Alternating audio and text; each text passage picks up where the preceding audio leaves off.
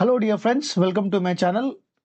Dear friends, మనం ఈరోజు జనవరి 12th రోజు జరిగినటువంటి టెట్ పేపర్, ఇది షిఫ్ట్ 1 పేపర్. ఫ్రెండ్స్ అందరికీ నమస్తే, welcome to my channel. Dear friends, మనం జనవరి 12వ తారీఖు జరిగినటువంటి షిఫ్ట్ 1 టెట్ పేపర్లో ఉన్నాం. జనవరితో టెట్ ఎగ్జామ్స్ అయిపోయాయి. షిఫ్ట్ 1 షిఫ్ట్ 2 తర్వాత ఇవే లాస్ట్, ఇంకేం ఎగ్జామ్ జరగలేదు. ఒకసారి జనవరి 12 షిఫ్ట్ 1లో వచ్చినటువంటి క్వశ్చన్స్ ఏంటో చూసే ప్రయత్నం చేద్దాం. So let's begin with question number 1. Which of the following statement correctly describes the solar radiation? Solar radiation అంటే ఏంటి? సోలార్ రేడియేషన్ ఈ కింది వాటిలో సౌరపుటంను ఏ స్టేట్మెంట్ ఉత్తమంగా వివరిస్తుంది? అసలు సోలార్ ఇన్సోలేషన్ అంటే ఏంటి? సౌరపుటం అంటే ఏంటి? ఇది సన్, తర్వాత ఇది ఎర్త్. సో సూర్యుడి నుంచి వచ్చేటటువంటి ఎనర్జీని ఏమంటారు? Solar radiation. సోలార్ రేడియేషన్ అంటే తెలుగులో సౌర వికిరణం అంటారు కదా, సౌర వికిరణం. సో ఈ సౌర వికిరణం భూమిని చేరితే ఇన్కమింగ్ వస్తుంది కాబట్టి, సో దీన్ని ఏమంటారంటే ఇన్సోలేషన్ అంటారు. మరి ఏ ఇన్సోలేషన్? సోలార్ ఇన్సోలేషన్ అంటే సౌరపుటం.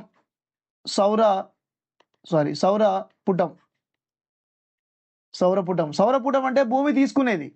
సౌరపుటం అంటే ఏంటి? భూమి తీసుకునేది.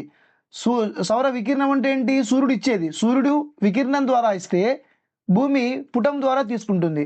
సో భూమి ఉపరితలానికి చేరుకునే సౌర వికిరణం అంటే సోలార్ రేడియేషన్. సూర్యుడి నుంచి వచ్చేటటువంటి సోలార్ రేడియేషన్ని భూమి తీసుకుంటుంది కాబట్టి దీన్ని సోలార్ ఇన్సోలేషన్ అంటారు. సో క్వశ్చన్ నెంబర్ 1 అయిపోయింది. ఆప్షన్లలో ఏమన్నా భూమిపై ఉన్న నీరు గ్రహించే సౌర వికిరణం కాదు. భూమి ఉపరితలంపై పరావర్తనం చెందే సౌర వికిరణం మొత్తం. పరావర్తనం అంటే ఏంటిది? మళ్ళీ reflected back in to the atmosphere అంటే వాతావరణంలోకి పరావర్తనం చెందడం. మనకి 3వ వంతు ఎర్త్ రిఫ్లెక్టెడ్ 1/3 మూడవ వంతును పరావర్తనం చెందిస్తుంది. అంటే ఎర్త్ తీసుకున్నటువంటి ఇన్సోలేషన్ ఇక్కడ నుంచి ఏమొచ్చింది? ఇన్సోలేషన్ వచ్చింది కదా. ఈ ఇన్సోలేషన్ని మళ్ళీ రిఫ్లెక్ట్ బ్యాక్ పంపించేస్తుంది వాతావరణంలోకి. ఎన్నో వంతు? 3వ వంతు. దీన్ని మనం అల్బిడో అంటాం. అల్బిడో 9th క్లాస్ పాత టెక్స్ట్ బుక్లో ఉంది. Next, out of the 8 planets of our solar system identify the inner planets. ఇది ఇంతకుముందు రిపీటెడ్ క్వశ్చన్. ఫస్ట్ ఇది కూడా రిపీటెడ్ క్వశ్చనేనండి. సో అంతర్గ్రహాలు అంటే ఏంటి? అంతర్గ్రహాలు అంటే ఈ సౌర వ్యవస్థలో ఇది సన్ తర్వాత మనకి మెర్క్యూరీ, వీనస్, ఎర్త్, మార్స్ ఇవన్నీ కూడా ఆస్టరాయిడ్ బెల్ట్లో ఉన్నాయి. ఆస్టరాయిడ్ బెల్ట్స్, ఇవన్నీ ఆస్టరాయిడ్స్. ఇవన్నీ ఏంటి? ఆస్టరాయిడ్స్. సో సన్ మరియు ఈ ఆస్టరాయిడ్ బెల్ట్లో ఉండేటువంటి గ్రహాలను ఏమంటారంటే ఇన్నర్ ప్లానెట్స్ అంటారు. ఏం ప్లానెట్స్ అంటారు? ఇన్నర్ ప్లానెట్స్, అంతరగ్రహాలు. వీటినే అంతరగ్రహాలు అంటారు. అంతర్గ్రహాలు ఎన్ని? 4. Mercury, Venus, Earth, Mars. ఆ తర్వాత ఎవరు వస్తారు? జూపిటర్ వస్తారు. సో ఈ 4 మాత్రం వీటిని అంతరగ్రహాలు అని అంటారు. మరి మిగతా వాటిని జూపిటర్ నుంచి వీటిని బాహ్య గ్రహాలు అంటారు. ఎందుకంటే ఇవి ఆస్టరాయిడ్ నుంచి సన్ మధ్యలో ఉన్నటువంటి వాటిని అంతర్గ్రహాలు అంటారు. గమనించండి. Question number 3. The Himalayan reverse after descending from the mountains deposit pebbles in the narrow belt of about 8 to 16 kilometers width laying parallel to the equal slopes of the Shivaliks. The nature of soil is known as. Himalaya నదులు పర్వతాల నుండి కిందికి దిగువకు ప్రవహించే క్రమంలో రాళ్ళు, గులకరాళ్ళు వంటి వాటిని శివాలిక్ పర్వతపాద భాగంలో సుమారుగా 8 నుంచి 16 కిలోమీటర్ల ప్రాంతంలో సన్నటి మేఖలగా నిక్షేపణ చేస్తాయి. ఈ నిక్షేపణ చేయబడిన భూస్వరూపాన్ని ఇలా అంటారు. అంటే ఒకసారి హిమాలయాలు చూద్దాం. ఇది హిమాలయాలు అనుకుందాం. ఇది హిమాద్రి, హిమాచల్, శివాలిక్ తర్వాత ఇలా ఉంటుంది. ఇలా అయిన తర్వాత ఇలా ఉంటుంది ఇది. సో ఇది మనం హిమాద్రి అన్నాం, ఇది హిమాచల్ అన్నాం, ఇది శివాలిక్ అన్నాం. సో శివాలిక్ దగ్గర, ఇక్కడ శివాలిక్ పర్వతాల పాదాల దగ్గర, సో శివాలిక్ పర్వత పాదాల దగ్గర, ఎందుకంటే ఇక్కడ నుంచి ఇలా వర్షం పడ్డప్పుడు ఈ రాళ్ళు రప్పలు అనేటటువంటి కిందికి రావాలి కదా. అలా వస్తున్న క్రమంలో ఇక్కడ మొత్తం రాళ్ళు రప్పలు ఇక్కడ ఒక మేఖలుగా గుట్టగా పేర్చుకుంటూ వెళ్తాయి. సో వీటిని మనం ఏమంటాము? సో ఈ పెబల్ స్టోన్ సెడిమెంట్ ఏమిటంటే బాబర్ అంటారు. బాబర్. ఓకే. ఈ బాబర్ తర్వాత కిందగా కొంచెం వాటర్ వస్తుంది కాబట్టి ఈ బాబర్కి కింద ఉన్నటువంటి ప్రాంతాన్ని ఏమంటామంటే టెరాయి. బాబర్కి కింద ఉన్న ప్రాంతం ఏంటి? టెరాయి. ఈ టెరాయి అనేటటువంటిది చిత్తడి నేల, మార్షీ ల్యాండ్ అంటారు దీన్ని. మార్షీ ల్యాండ్, చిత్తడి నేల. దీన్నే మార్షీ అండ్ స్వాంపీ రీజన్ అంటారు. మార్షీ అండ్ స్వాంపీ రీజన్ అంటారు. ఇక్కడ ఫారెస్ట్ పెరిగి ఇండియాకి పార్టిషన్ వచ్చిన తర్వాత ఇక్కడున్న ఫారెస్ట్ని మొత్తం చాలా చాలా క్లియర్ చేసేసి ఇండ్ల కొరకు, అగ్రికల్చర్ కొరకు కొట్టేయడం జరిగింది ఈ యొక్క వాటిని. ఓకే. మరి ఖాదర్ అంటే ఏంటిది? న్యూ అల్యూవియం, కొత్త ఒండ్రు మట్టి. న్యూ అల్యూవియం, కొత్త ఒండ్రు మట్టిని ఖాదర్ అంటారు. తర్వాత మేబీ ఇంకో ఆప్షన్ బంగర్ ఉంది. బంగర్ అంటే పాత ఒండ్రు మట్టి. సో పాత ఒండ్రు మట్టినేమో బంగర్ అని, కొత్త ఒండ్రు మట్టిని ఖాదర్ అని. టెరాయి అంటే చిత్తడి నేల, బాబర్ అంటే గులకరాలు, శివాలిక్ యొక్క పాదాల దగ్గర ఉన్నటువంటి వాటిని చెప్తారు. ఓకే. సో ఈ క్వశ్చన్ కూడా అయిపోయింది. నెక్స్ట్, డెక్కన్ ప్లాట్యూ ఈస్, అసలు దక్కన్ పీఠభూమి అంటే ఏంటి? సో దక్కన్ పీఠభూమి అంటే ఇది దక్కన్ పీఠభూమి, ఇది దక్కన్ పీఠభూమి కదా, దక్కన్ పీఠభూమి. సో దక్కన్ పీఠభూమి ఎలా ఉంటుందంటే ఈ తూర్పు వైపు వాలి ఉంటుంది.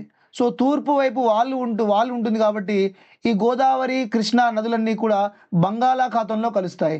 So it is slope towards the east side. ఇది ఈస్ట్ కదా, ఇది నార్త్, ఇది ఈస్ట్, ఇది వెస్ట్, ఇది సౌత్. అంటే ఈ యొక్క పెనిన్సులార్ ప్లాట్యూ దక్కన్ పీఠభూమి తూర్పు వైపుకు బెండ్ అయి ఉంటుంది కాబట్టి ఈ కృష్ణా గోదావరి నదులు బంగాళాఖాతంలో కలుస్తాయి.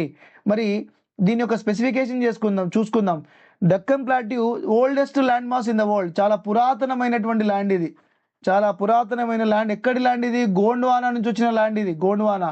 సో గోండ్వానా నుంచి విడిపోయినటువంటి ల్యాండ్. మరి ఇక్కడ ఎటువంటి బండలు ఉంటాయంటే క్రిస్టల్లైన్ రాక్స్ ఉంటాయి. అంటే మనకు మెరుస్తూ ఉంటాయి కదా, గంగా గోదావరికి వెళ్తాం కదా మనం, అక్కడ మెరుస్తున్నటువంటి కొన్ని బండలు కనబడతాయి కదా, వాటిని క్రిస్టల్లైన్ అంటారు. తెలుగులో స్ఫటిక లాంటి రాళ్ళు. తర్వాత మెటమార్ఫిక్స్ అంటే రూపాంతర శిలలు. అదేవిధంగా ఇగ్నేషియస్ రాళ్ళు. ఇగ్నేషియస్ అంటే అగ్నిశిలలు, అంటే అగ్నిపర్వతాల వల్ల ఏర్పడేటువంటి శిలలు. అంటే దక్కన్ పీఠభూమి లేదా peninsular plateau, Deccan plateau made of with old crystalline rocks, metamorphics rocks, igneous rocks, and it is the oldest land mass in the world. ఇది ప్రపంచంలోనే అతి పురాతనమైన భూమి. ఇది తూర్పు వైపుకు వాలి ఉంది. సో ఇక్కడ నుంచి నదులు ఇలా బంగాళాఖాతంలోకి ప్రవహిస్తున్నాయి. Next, the main purpose of Paris summit. 2015లో ప్యారిస్లో ఒక మీటింగ్ జరిగింది. సో దీన్ని COP 15 సమ్మిట్ అని కూడా అంటారు. COP 15 సమ్మిట్ అని కూడా అంటారు. అంటే దీన్ని క్లైమేట్ చేంజ్ కాన్ఫరెన్స్ అంటారు. క్లైమేట్ చేంజ్ కాన్ఫరెన్స్ లేదా కాన్ఫరెన్స్ ఆఫ్ నేషన్స్ అంటారు. కాప్ అంటే conference of the parties. I repeat, conference of the parties అంటారు. సో దీంట్లో ఏం జరిగిందంటే 195 కంట్రీస్ సైన్ చేశాయి. 195 కంట్రీస్ ఈ యొక్క ప్యారిస్ సమ్మిట్ మీద సైన్ చేశాయి. ఏంటంటే 2 degrees సెల్సియస్ టెంపరేచర్ తగ్గియాలి. 2 degrees అంటే వరల్డ్లో రోజు రోజుకి టెంపరేచర్ పెరుగుతుంది కదా. So that temperature must be reduced to 2 degrees Celsius. అంటే గ్లోబల్ టెంపరేచర్స్ని 2 degrees సెల్సియస్ తగ్గించాలి, 2 degrees ఉష్ణోగ్రతని తగ్గించాలి అని అవి ఒక నిర్ణయానికి వచ్చాయి, ఒక తీర్మానానికి వచ్చాయి. Next, locally these mountains ranges are known as Mizo Naga hills, Manipuri hills and Patkai hills. ఒకసారి చూద్దాం. మీ అందరికీ తెలుసు ఇవి హిమాలయాలు, ఇవన్నీ హిమాలయాలు. సో ఈ హిమాలయాలు మనకి వెస్ట్ నుంచి, ఇది వెస్ట్ కదా, జమ్మూ కాశ్మీర్ నుంచి అరుణాచల్ ప్రదేశ్ వరకు ఉన్నాయి కదా. సో ఇక్కడ దీన్ని ఏమంటారు అంటే దీని యొక్క eastern boundary, Himalayas eastern boundary, హిమాలయాల యొక్క తూర్పు బౌండరీ ఏంటంటే పూర్వాంచల్, లేదా దీన్ని ఏమంటారు అంటే బ్రహ్మపుత్ర వ్యాలీ అంటారు. బ్రహ్మపుత్ర బ్రహ్మపుత్ర వ్యాలీ, బ్రహ్మపుత్ర లోయ. సో ఇది అంటే 2400 కిలోమీటర్స్ ఉంటాయి ఇక్కడ నుంచి, వెస్ట్ నుంచి, జమ్మూ కాశ్మీర్ నుంచి అరుణాచల్ ప్రదేశ్ వరకు. అయితే ఇక్కడ కొండలు ఇప్పుడిప్పుడే ఇక్కడ మెల్లమెల్లగా మౌంటైన్స్ పుడుతున్నాయి ఈ రీజన్లో. సో ఇవి కూడా Mizo hills, Naga hills, Manipuri hills, Patkai hills కూడా ఈ హిమాలయాల్లో భాగమే. కాకపోతే ఇక్కడ మంచు ఉండదు అంతే.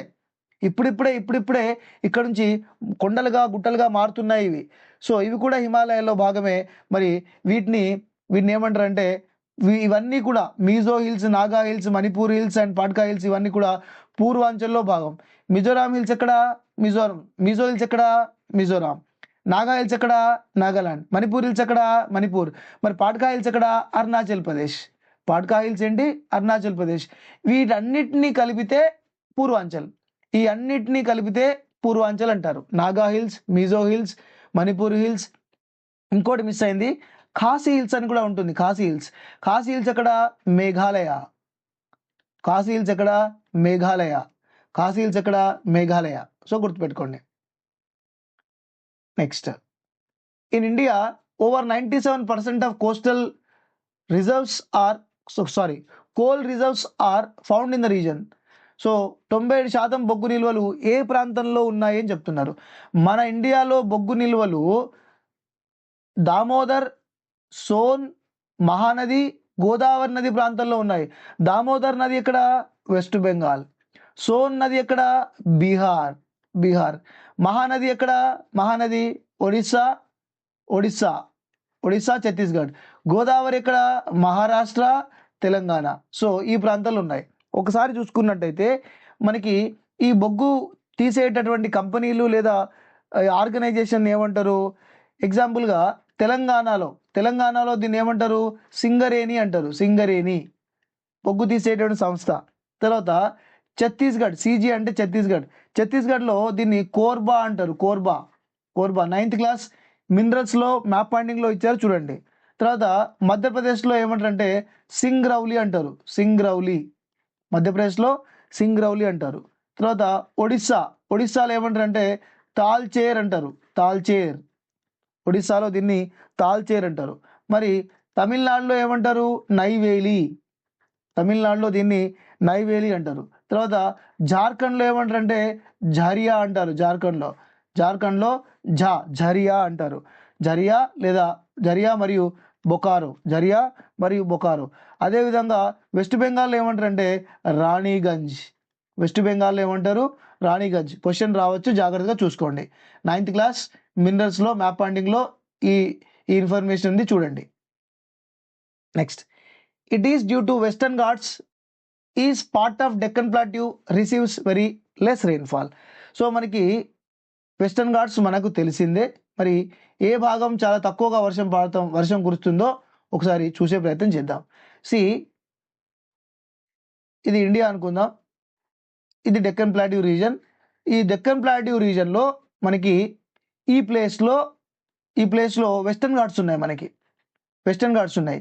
సో ఈ సెంట్రల్ రీజన్లో మనకి ఎక్కువగా వర్షం పడదు. ఎందుకంటే అరేబియా సీ నుంచి వచ్చేటటువంటి విండ్, మాయిశ్చర్ ఏంటి? తేమ. అరేబియా సముద్రం తేమను తీసుకొస్తే ఈ తేమ ఇక్కడ ఈ వెస్టర్న్ ఘాట్స్లోనే. ఇదేంటిది? వెస్టర్న్ ఘాట్స్ అంటే దీన్ని ఏమంటారు? పశ్చిమ కనుమలు. ఈ పశ్చిమ కనుమలే ఆపేస్తాయి వాటిని. సో ఇటు సైడ్ ఏమంటారంటే విండ్ వర్డ్ సైడ్ అంటారు దీన్ని. Wind word side. ఇటు సైడే వర్షం ఎక్కువ కురుస్తుంది. అండ్ ఇటు పక్కన ఎక్కడైతే నేను ఇప్పుడు చూపించానో అటు పక్కన వర్షం చాలా తక్కువ కురుస్తుంది. అంటే ఈ ప్రాంతంలో వర్షం చాలా తక్కువ కురుస్తుంది. ఎందుకు తక్కువ కురుస్తుందంటే ఇవి లీవర్డ్ సైడ్ ఉన్నాయి. ఓకే, లీవర్డ్ సైడ్ ఉన్నాయి. ఇవి పవనాభిముఖ ఇవి పవనానికి ఇవి ఏమంటారు? నాకు తెలుగులో రావట్లేదండి. విండ్ వైడ్ సైడ్ ఎక్కువ వర్షం కురుస్తుంది, లీవర్డ్ సైడ్ ఎక్కువ వర్షం కురవదు. సో కాబట్టి సెంట్రల్లో వర్షం చాలా తక్కువగా కురుస్తుంది. ఒకసారి చూద్దాం. సో పశ్చిమ కనుమల కారణంగా దక్కన్ పీఠభూమిలో ఈ భాగంలో వర్షపాతం తక్కువ కురుస్తుంది. సెంట్రల్ పార్ట్లో చాలా తక్కువగా వర్షం కురుస్తుంది. Central part of Deccan plot. ఎందుకంటే అరేబియా సీ నుంచి వచ్చేటటువంటి మాయిశ్చర్ని పశ్చిమ కనుమలు, వెస్టర్న్ ఘాట్స్ అక్కడే ఆపేస్తున్నాయి. సో అటే వర్షం పడుతుంది, ఇటు పడట్లే. దాన్ని ఓరోగ్రాఫిక్ రెయిన్ఫాల్ అంటారు. అంటే ఇక్కడ ఏ వర్షపాతం పడుతుంది? పశ్చిమ కనుమల్లో పశ్చిమ కనుమల్లో పడేటటువంటి వర్షపాతం ఇవన్నీ గుట్టలు కదా. సో కాబట్టి ఇక్కడ పడేటటువంటి వర్షపాతం ఏంటంటే పర్వతీయ వర్షపాతం. పర్వతీయ వర్షపాతం అంటే దీన్ని ఓరోగ్రఫిక్ రెయిన్ఫాల్ అంటారు. ఓరోగ్రఫిక్ రెయిన్ఫాల్, కొండలలో గుట్టలలో పడేటటువంటి వాన orographic rainfall.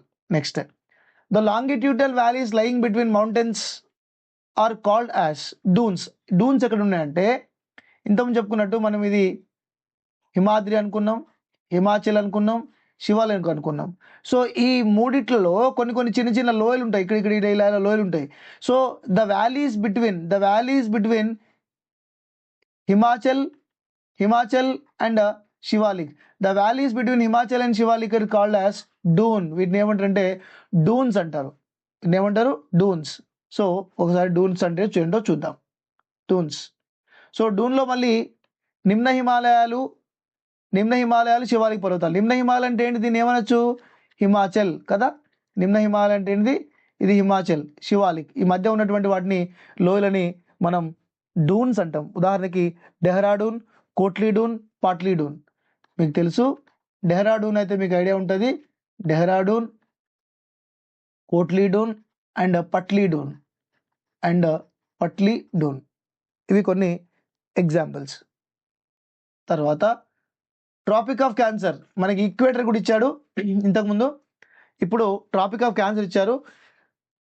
Trophic of Cancer is not passing through which one of the state of India అంటారు. అంటే మనకి ట్రాపిక్ ఆఫ్ క్యాన్సర్ పోనటువంటిది రాష్ట్రం ఏది అంటున్నారు. అంటే ఏ రాష్ట్రం గుండా పోతుందో తెలియాలి first. Tropic of Cancer passing from how many states అని తెలిస్తే సరిపోతుంది. మనకి ట్రాపిక్ ఆఫ్ క్యాన్సర్ 8 స్టేట్ గుండా వెళ్తుంది. అవి ఒకటి, మీరు తెలుగులో కోడ్ ఉంది, రామ, జాపత్రి, గుచ్చమి అని పెట్టుకోండి. సో రా అంటే ఇక్కడ రాజస్థాన్, మా అంటే మధ్యప్రదేశ్, జా అంటే జార్ఖండ్, పా అంటే వెస్ట్ బెంగాల్, పశ్చిమ బెంగాల్. ఇక్కడ పా అంటే పశ్చిమ బెంగాల్. 3 అంటే త్రిపుర, ఇక్కడ త్రిపుర. గు అంటే గుజరాత్, చా అంటే ఛత్తీస్గఢ్, మీ అంటే మిజోరాం. సో 8 రాష్ట్రాలు గుండా పోతుంది. సో ఈ కోడ్ని చూసుకొని ఈ యొక్క కోడ్ వల్ల మనకి ఏమన్నా వస్తుందా లేదా చూద్దాం. సో ఎలిమినేషన్ చూడండి, ఇక్కడ మీ ఉంది కాబట్టి మణిపూర్, రాజస్థాన్ ఉంది, మిజోరాం ఉంది, త్రిపుర ఉంది. సో లేనిదేంటి? మణిపూర్. ఇలా కూడా చూసుకోవచ్చు. Next question.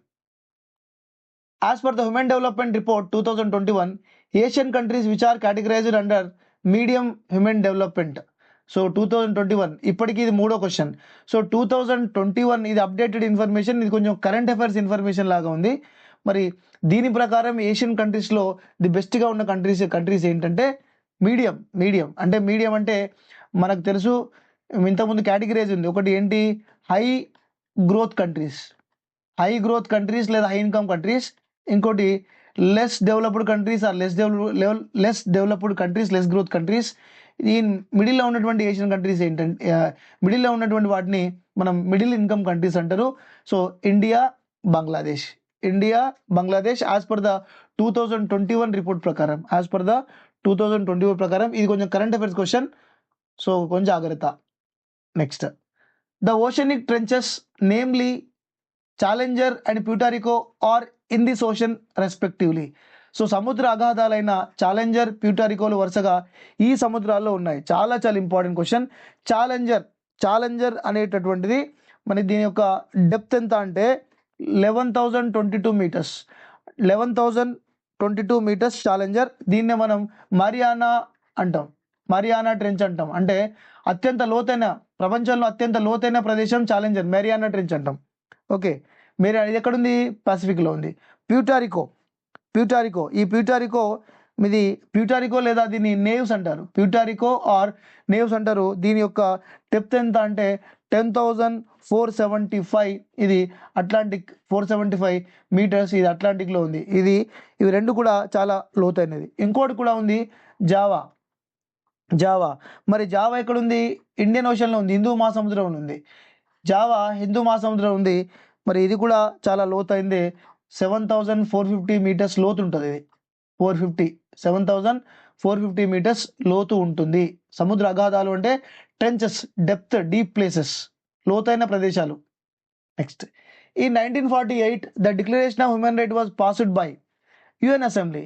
సో 1948లో హ్యూమన్ రైట్స్ అనేటువంటిది ఎవరు పాస్ చేశారు? UN assembly. సో ఇక్కడ దీనిలో 30 ఆర్టికల్స్ ఉన్నాయి.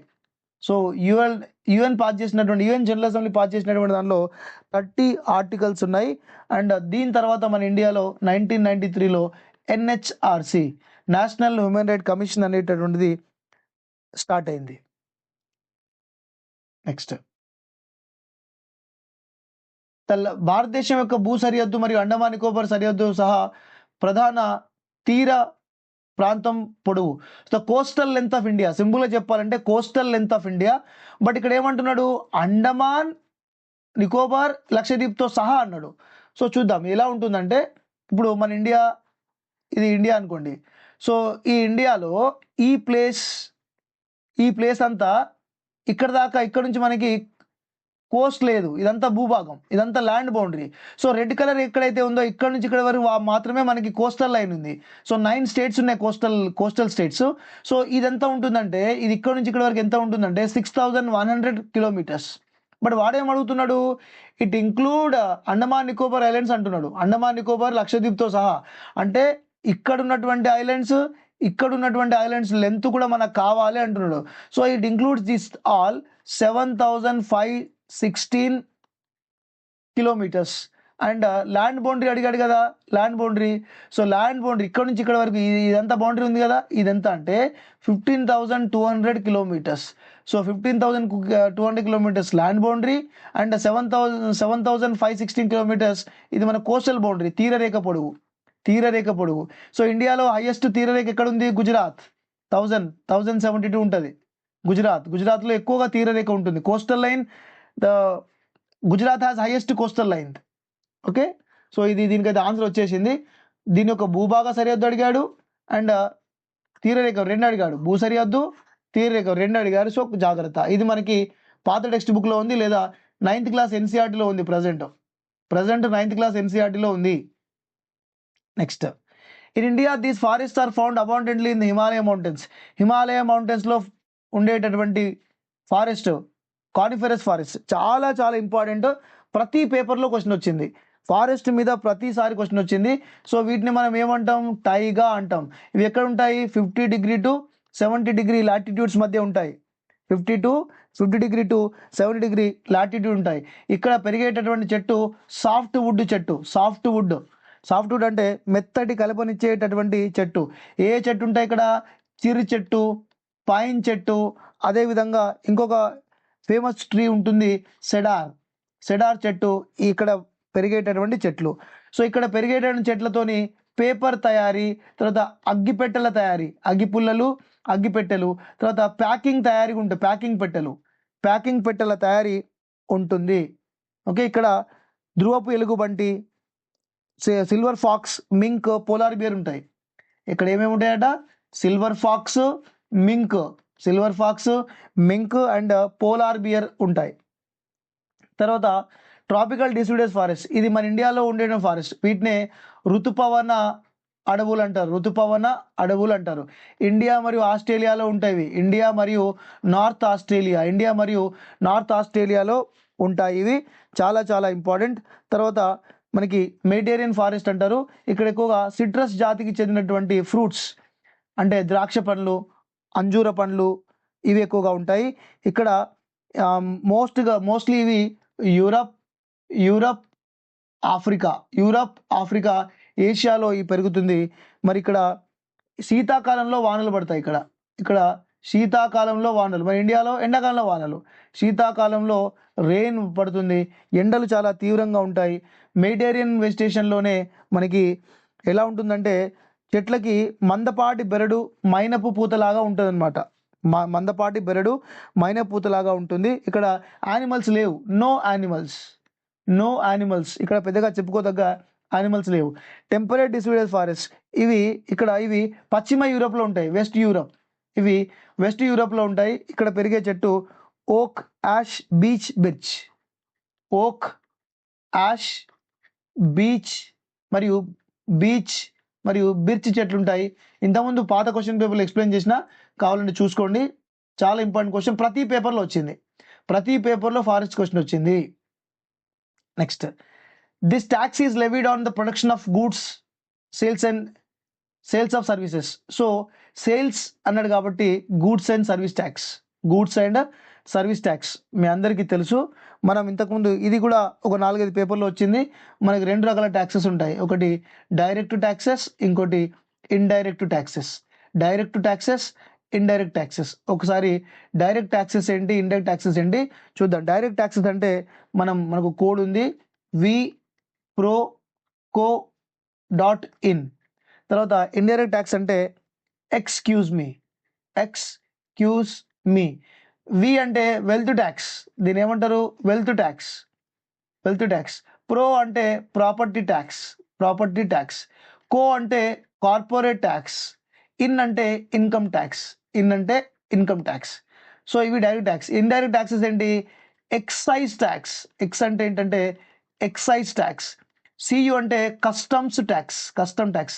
ఎస్సి అంటే సేల్స్ ట్యాక్స్, వచ్చేసిందా, సేల్స్ ట్యాక్స్. ఎం అంటే మార్కెట్ ట్యాక్స్. ఈ అంటే ఎంటర్టైన్మెంట్ ట్యాక్స్. సో ఇవ్వండి. సో మనకి అమ్మకాలపై, వస్తువుల ఉత్పత్తి సేవల అమ్మకాలపై వేసేటటువంటి ట్యాక్స్ సేవా పన్ను.